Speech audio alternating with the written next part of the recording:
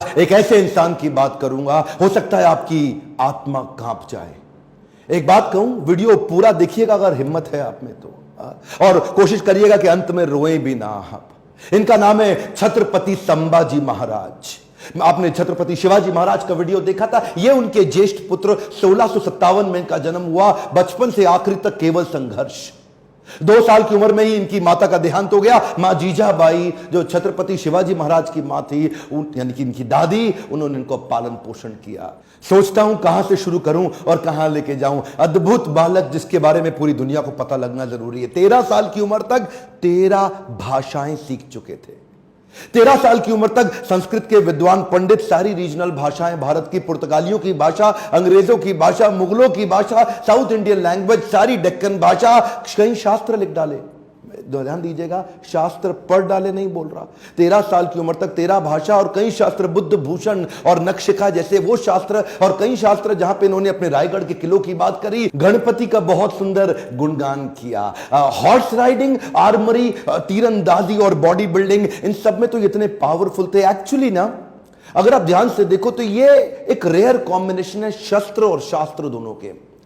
जो बच्चा या जो व्यक्ति शास्त्र पढ़ने में बड़ा एक्सपर्ट हो जाता है ना, फिर उससे शस्त्र उठता नहीं, और जो शस्त्र उठा लेता है वो शास्त्र पढ़ने में निपुण नहीं होता। अद्भुत बाल साहित्यकार, जो साहित्य पढ़ता भी था और साहित्य लिखता भी था। हुआ क्या, बुद्धि और बल दोनों बढ़ गया। 60 किलो की तलवार लेके 16 साल की उम्र में पहला युद्ध रामनगर का जीता। छोटा बच्चा होता है ना, उसका मन होता है कि पिता के साथ समय बिताए, पर पिता उस समय मुगलों से लोहा लेने में व्यस्त हो चुके थे। लेकिन एक बार छत्रपति शिवाजी महाराज ने, अभी ये 9 साल के थे संभाजी महाराज, इनको क्या बोले, मेरे साथ चलो, आगरा जा रहा हूं मैं, वहां के मुगल शासक औरंगजेब से मिलने। और घोड़े में बिठा के 1250 किलोमीटर, ध्यान दीजिएगा, घोड़े में 1250 किलोमीटर 9 साल का बच्चा पिता के साथ पीछे बैठ करके पहुंच गया आगरा। आगरा में क्या हुआ ये देख के हैरान हो गया। छोटा सा बच्चा, वहां मुगल सल्तनत के राजा उस समय जापना, क्या किया, इनकी पहले तो बेइज्जती करी, उसके बाद इनको कारागृह में बंदी बना लिया। ये बच्चा घबराता नहीं था, ये करेज इतना था कि वहीं बैठ के सोचने लगा, कैसे निकलूं, कैसे पिता को निकालूं, कैसे निकलूं। पहले तो पिता को बाहर निकाला, कुछ दिनों के बाद खुद भी वहां से गायब हो गया, रायगढ़ पहुंच गया। 10 साल की उम्र में इसको महाराज ऑफ आमेर के पास भेज दिया गया कि कैसे पॉलिटिकल अलायंसेस को और समझ सकें। यही 2 इंसिडेंट इसके लिए बहुत हो गए थे कि कैसे ये समझे, और उसके बाद तैयारी करने लगा। हर सफल शासक के पास कोई ना कोई बुद्धिमान सलाहकार जरूर रहता है। चंद्रगुप्त मौर्य के पास चाणक्य पंडित थे, जिन्होंने धनानंद के सारे साम्राज्य को उखाड़ा था।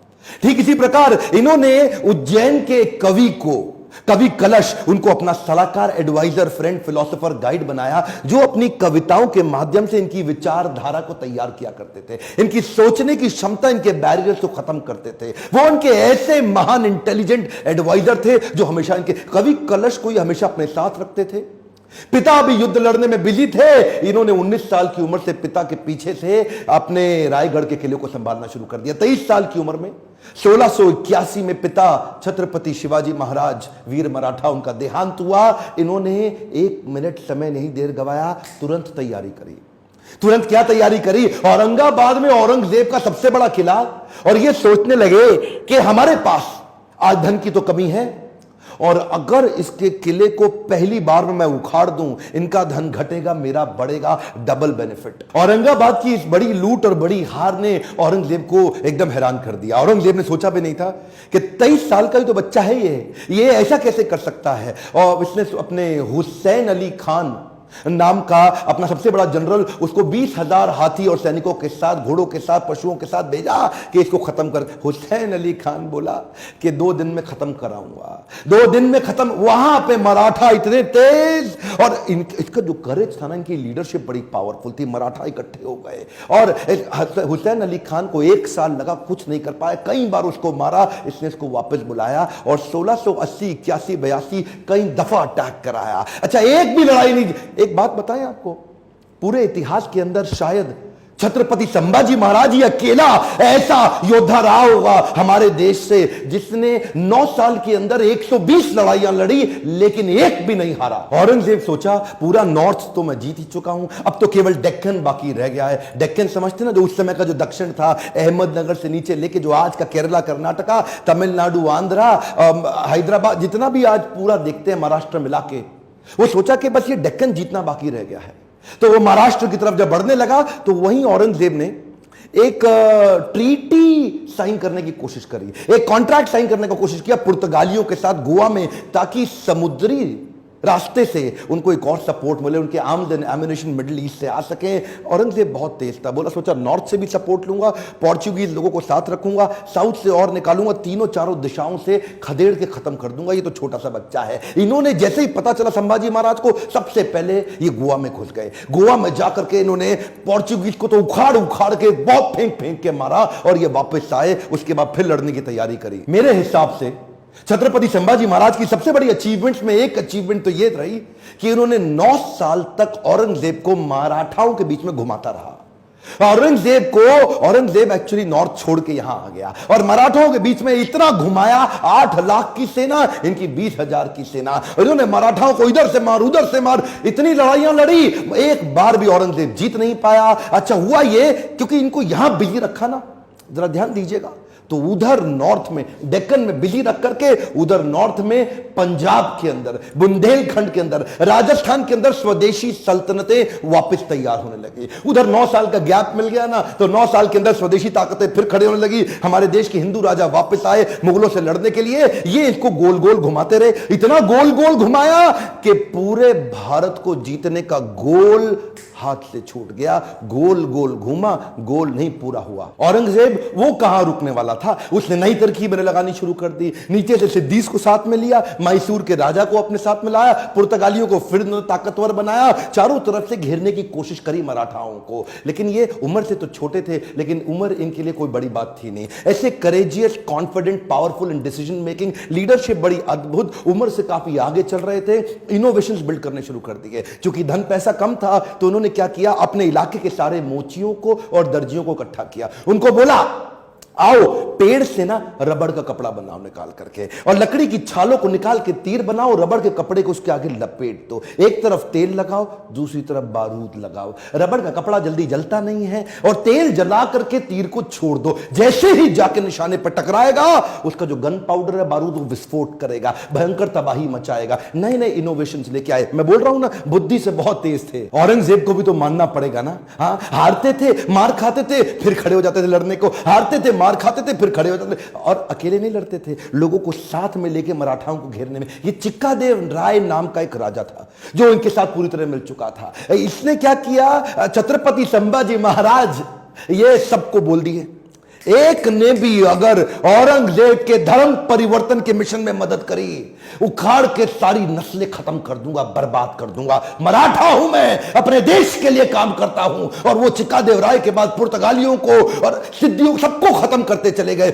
सबसे एक बात ना औरंगजेब के समझ में आ गई कि ये जो लड़का है ना, इसको मार नहीं सकते, इसको हरा नहीं सकते। संभाजी राजे भोसले 9 साल तक इनको पीटते रहे, मारते रहे। समझ में आ गया औरंगजेब इसको नहीं हरा सकते, सामने से तो नहीं लड़ सकते, कुछ और क्यों ना करे।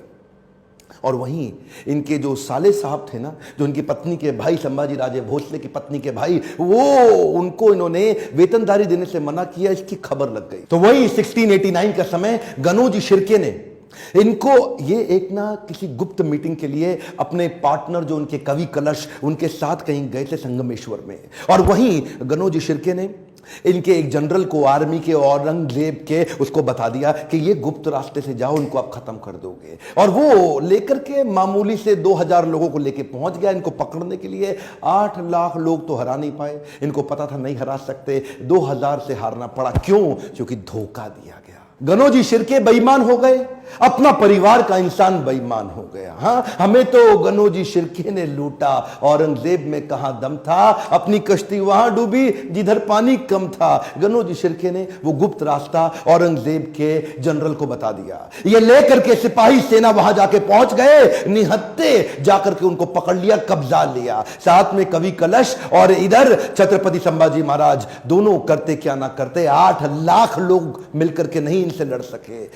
चोरी से इनको जाके पकड़ लिया। औरंगजेब अंदर तक खुन्नस खाया हुआ था संभाजी महाराज से। कवि कलश संभाजी महाराज को लेके ऊंट से उल्टा टांग दिया, उल्टा टांग के पूरे शहर में घुमाया, बहुत मारा पीटा, लोगों को बोला इन पे मूत्र त्यागो, इनको मारो, पत्थर फेंको। उसके बाद बुला के बोला 3 प्रश्न, मराठा किंगडम मेरे हवाले कर दो, ट्रिब्यूटरी प्रिंस बना दूंगा, जो सोना गहना छुपाया चोरी किया है मुझको वापस कर दो, और किसने तुम्हारी मदद करी उसका नाम बताओ, तीसरा अपना धर्म परिवर्तन कर लो। ये 3 काम कर लो, आज ही जीवित बचोगे और मेरे साथ रहोगे, ताकतवर बना दूंगा तुमको। संभाजी महाराज और कवि कलश की आंखों में इतना सा भी डर नहीं था। उसको बोले कि मैं मराठाओं की जमीन तुम्हारे नाम नहीं करूंगा, अपने धर्म का बलिदान नहीं करूंगा, 1000 बार मारो, अगली बार फिर जन्म लूंगा, अपने ही धर्म में लूंगा। रुका नहीं औरंगजेब। इन दोनों ने अन्न जल का त्याग कर दिया और शरीर को लेकर सुन्न हो गए। वो उनके नाखून उखाड़ते चले गए, आंखों में मिर्चियां डालते चले गए। उसके बाद जलती सलाखें लेके आंखों में डालते वक्त फिर पूछा, उसको भी डाल दिया। ये बोले नहीं कुछ भी, ये शांत खड़े रहे। पीड़ा बहुत हुई लेकिन ये नहीं बोले हमको छोड़ दो, माफ कर दो। उंगलियां काटनी शुरू करी, पांव की काटी, पांव काटे, हाथ काट दिए, बालों को उखाड़ दिया, वो हाल किया। उसके बाद धीरे धीरे खाल उतारने लगे। हर बार पूछते थे 3 प्रश्न, अपना धन दे दो, जमीन दे दो और धर्म परिवर्तन कर लो। ये सुन्न खड़े रहे वहां पे। ये दर्दनाक सिलसिला 40 दिन तक चलता रहा। औरंगजेब रोज शाम को आके उनसे पूछता था, बता दो बता दो, और आखिरी में बोला कि मैं तुम्हारे आगे हार मान गया, मेरी 4 संतानें, अगर मेरा एक भी बेटा तेरे जैसा होता ना संभाजी महाराज, पूरे देश को मुगल सल्तनत बना देता, इस देश को, भारतवर्ष को मुगल सल्तनत बना देता। तेरे आगे मैं हार मान गया। काट डालो उसका शरीर, काट डालो उसका शरीर। टुकड़े टुकड़े कर दिए उनके, वाघ नख लेके छोटे छोटे टुकड़े करके उनको बोला नदी के पास फेंक दो। समस्त मुगल राजाओं में औरंगजेब एक अमानवीय, इनह्यूमन राजा था। बहरहाल मौका मिल गया सारे मराठाओं को एक होने का। उन्होंने शरीर के टुकड़े उठाए शंभूजी महाराज के, उनको सिल के उनका अंतिम संस्कार किया। लेकिन अब हर घर महल बन गया, हर औरत सेना में आ गई, हर पत्ता तीर बन गया। देश धर्म पर मिटने वाला शेर शिवा का छावा था, महापराक्रमी परम प्रतापी एक ही शंभू राजा था। सारी मराठा कम्युनिटी एक हो गई और उसके बाद दोबारा युद्ध छेड़ा गया। खत्म हो गया दक्कन का सुल्तान बनने का उसका सपना। कुछ ही साल के अंदर वहीं दक्कन की भूमि में मारा गया, वहीं खत्म हो गया। औरंगजेब देश को नहीं जीत पाया। गर्व है मुझे कि मैंने जन्म लिया ऐसे देश में जहां वीर मराठा संभाजी महाराज का जन्म हुआ, पर दुख है मुझे कि देश आज ऐसे वीरों को भूलता चला जा रहा है। आज मेरी, आपकी, हर मराठा की और पूरे देश की जिम्मेदारी है कि इनकी कहानी पूरे देश को पता लगनी चाहिए। इस वीडियो को आग की तरह पूरे देश में फैला दो, बंद मत कर देना। इस वीडियो को शेयर किए बिना लाइक करिए। अगर आपको थोड़ा भी अच्छा लगा कमेंट में मेरे को फीडबैक दीजिए, और किसका वीडियो आप देखना चाहते हैं। मेरे साथ जुड़े रहने के लिए चैनल को सब्सक्राइब करके हर बार इस तरह के वीडियो देखने के लिए दिल से आप सबका धन्यवाद।